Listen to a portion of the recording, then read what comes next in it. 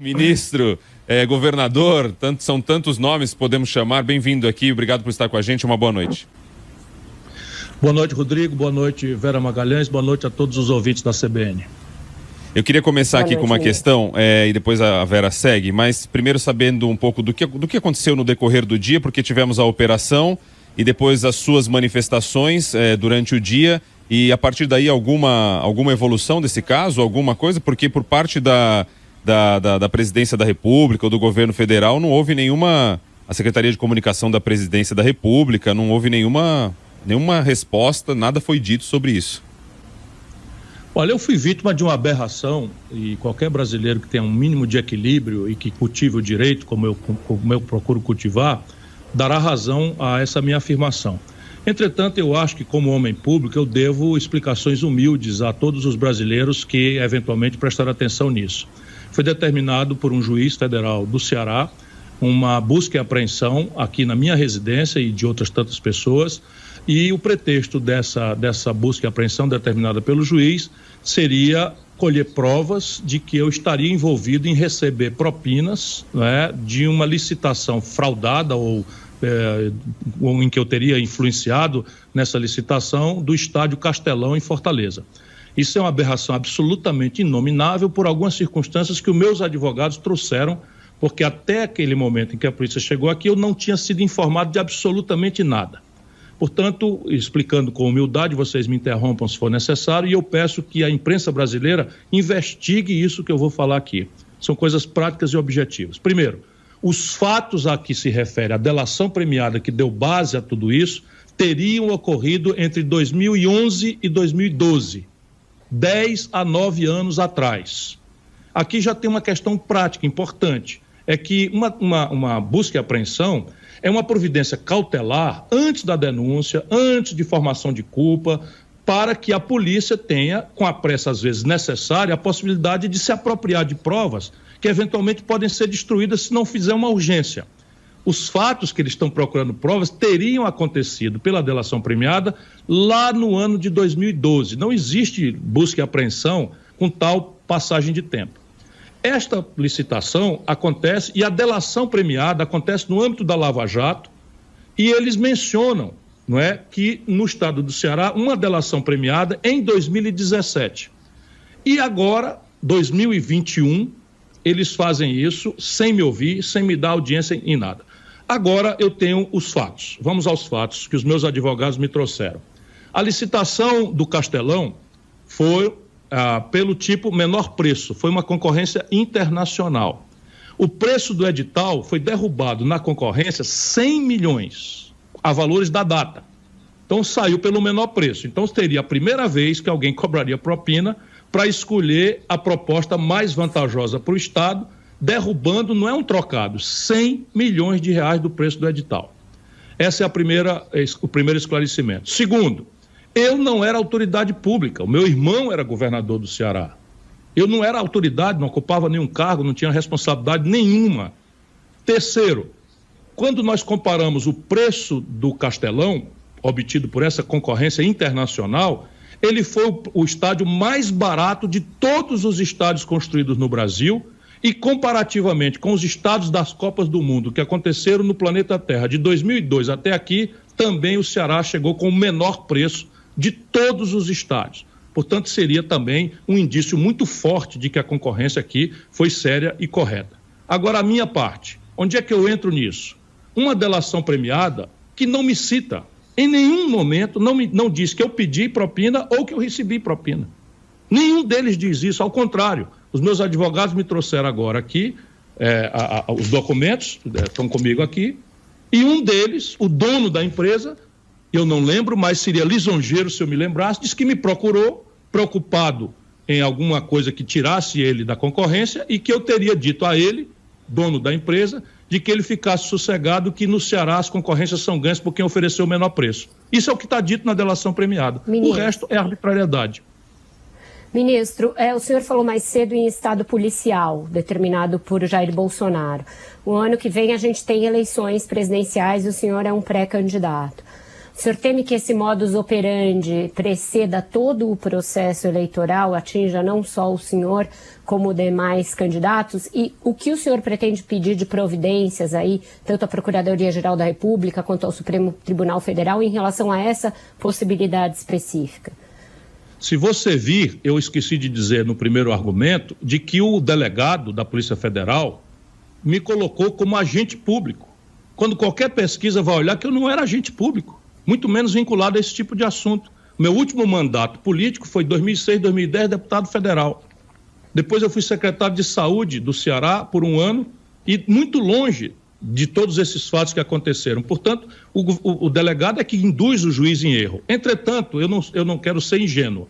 Eu estou interpondo, a primeira petição é para que o juiz, à luz do argumento que eu estou dando, de que eu não fui citado por ninguém diz que eu pedi ou que recebi qualquer tipo de propina ou vantagem. O que justifica uma busca e apreensão escandalosa? 10 anos depois, se não um esforço de lesão de imagem, de ferir a minha autoridade moral. Eu que sei que sou uma pessoa agressiva, que vivo denunciando as mazelas do Brasil, inclusive especialmente a corrupção dos outros, eu tenho que dar exemplo. Eu não tenho nenhuma moral com nenhum brasileiro se eu deixar na minha biografia uma mancha de uma pessoa que recebe propina numa licitação. Eu que fui ministro da Fazenda, comandei a economia do Brasil, fui ministro da Integração Nacional, fiz projetos monstruosos como o Projeto São Francisco. Nunca, em 40 anos de vida pública, passei por esse tipo de constrangimento, nem para ser absolvido.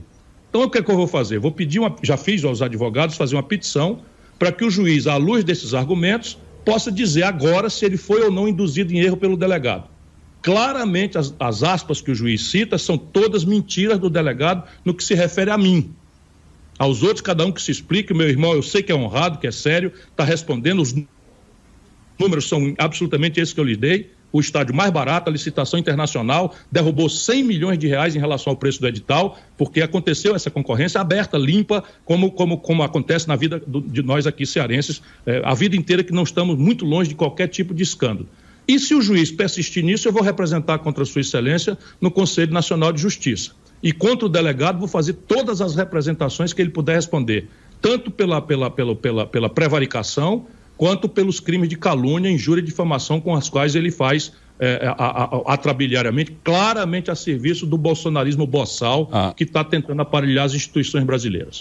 Ministro, a Vera tentou levar um pouco mais adiante a questão aí da campanha eleitoral, né? Mas eu vou tentar abordar da mesma forma essa questão para ver se ela é respondida, mas trazendo por um outro ângulo.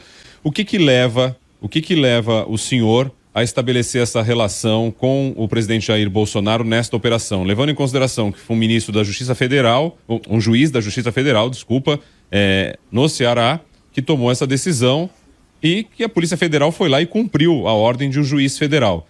Levando em consideração também que tem o irmão do senhor como um senador da República. Onde que o senhor estabelece uma relação da operação em si com um direcionamento, uma ordem do presidente Jair Bolsonaro? Eles trocaram de delegado nesse assunto, nesses 8 anos, 4 vezes. A maior parte dessas trocas recentemente. A condição mentirosa com que o advogado induz o juiz, ou se o juiz quiser se explicar, pode ser também conivente, porque infelizmente o Bolsonaro está apodrecendo todas as instituições. A Polícia Federal é uma instituição muito séria.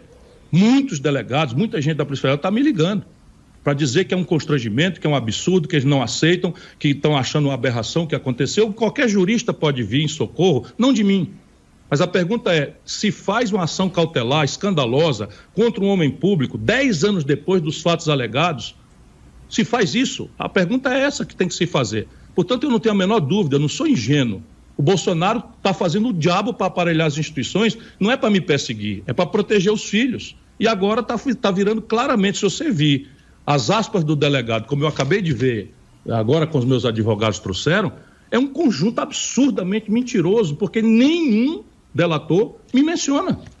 Quando me menciona, diz que me procurou e que eu disse que quem ganharia licitação no Ceará é quem oferecesse o menor preço.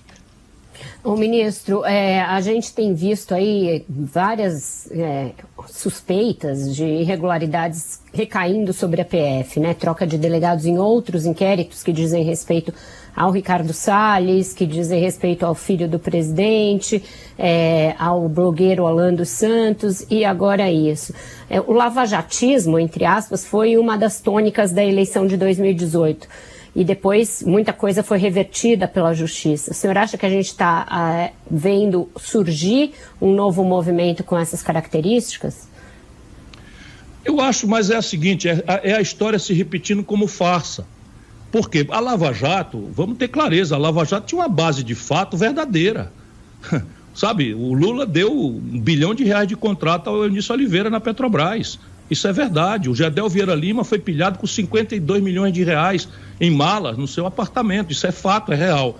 O que, entretanto, eu vim avisando há muitos anos, desde 2015, é que o Sérgio Moro espalhou nulidades, fazendo política no processo. E o resultado prático o brasileiro está vendo. Quem duvidar, procure no Google eu denunciando isso. Agora se repete como farsa, porque, veja, Vera, a polícia entrou na minha casa às 6 horas da manhã, levou 2 computadores, um tablet e o meu celular onde está a minha agenda. Você acha mesmo que com a ciclagem tecnológica, os meus computadores de hoje têm alguma coisa a ver com algum mal feito que eu tenha feito há 10 anos atrás, que eu não fiz? Você acha razoável eles pegaram e fotografaram o diário particular da minha mulher, que era casada com outra pessoa, na data? Percebe? Se as pessoas não se indignarem com isso, eu vou me indignar. Sabe? E eu, como eu sou limpo, eu vou partir para cima desses canalhas. E o canalha-chefe dessa república chama-se Jair Messias Bolsonaro. Bom, de minha parte, agradeço. Eu peço a vocês, então, ministro, deixa eu só pedir a vocês, por favor, como um democrata, eu suplico a vocês, investiguem se isso é verdade, se a concorrência foi feita internacional pelo menor preço, se o preço que foi alcançado foi 100 milhões abaixo do preço do edital, e se eu era agente público, e se o delator, em algum momento, menciona nem remotamente que eu teria pedido ou recebido qualquer tipo de propina. Façam isso em homenagem à democracia. Se eu tenho meus defeitos e eu sou uma pessoa mal querida por muita gente, é em proteção da democracia e do Estado de Direito que eu faço esse apelo a vocês que têm o poder de investigar essas coisas. Certamente a imprensa vai fazer isso e a gente já começou trazendo o senhor aqui para falar sobre isso, ministro. Eu agradeço muito, fico comovido com esse gesto, a imprensa inteira está fazendo isso comigo hoje, eu sou muito agradecido por isso. Obrigado, ministro. E até a próxima. E a gente certamente vai acompanhar esses movimentos aí de reação com relação a esses atos injustos, né, no aspecto do ponto de vista de cumprimento de decisão judicial, de buscar provas que não fazem realmente nenhum sentido depois de tanto tempo. Obrigado, uma boa noite. Muito obrigado, boa noite a todos. Até logo.